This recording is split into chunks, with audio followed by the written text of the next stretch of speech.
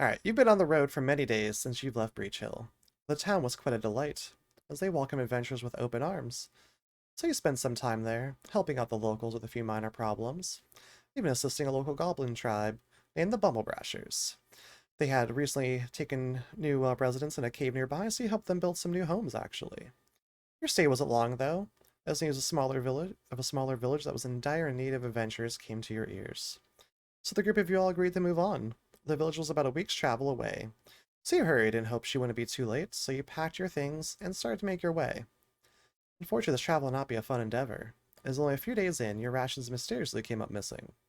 The saddest of all was losing the truffles from the Wizard's Grace Inn. The tavern over Trinell was quite skilled in crafting sweets unlike any you've ever had.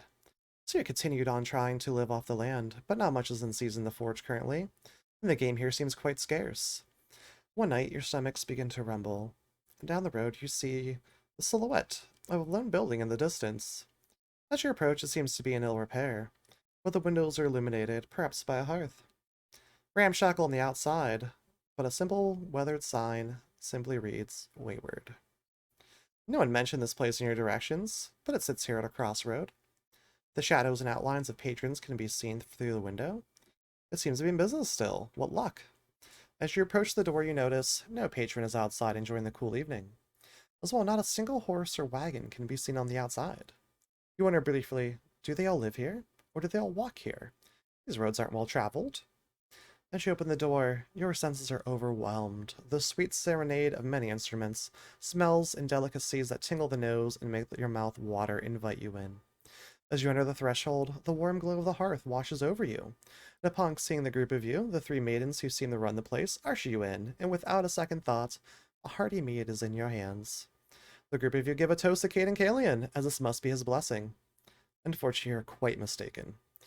As your senses adjust to the overwhelming smells and sounds, you start to realize this tavern is filled with what appear to be other adventurers and travelers. Some even seem to be from parts of the world you have only heard of. You begin to mingle and get your fill. Time seems to slip away from you as all your worries slip out of mind. Your urgency to continue on seems to subside. Besides, what's one more drink with your new friends?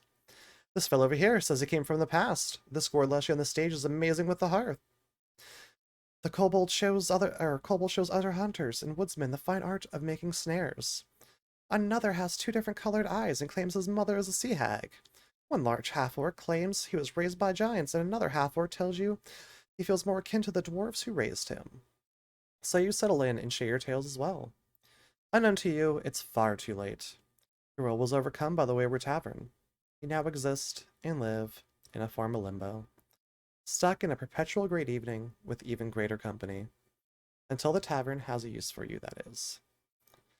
Alright, so the Tavern Wayward Adventures originally started as a holding place for all of our character ideas from PF2 first came out.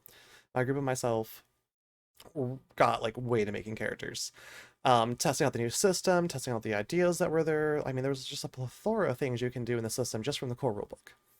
And as more supplements and more content has come out, I mean, just the plethora of things you can do for character creation is insane in character progression.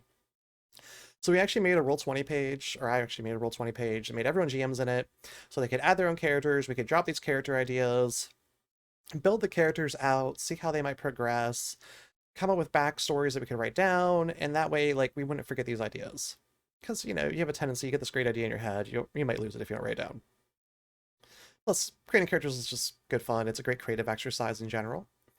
So my intention with these videos is to share some of these ideas I've had, maybe share some of my group's ideas as well with their permission, of course. Talk about how the character was built, what the plan is for them at higher levels, with feats and such.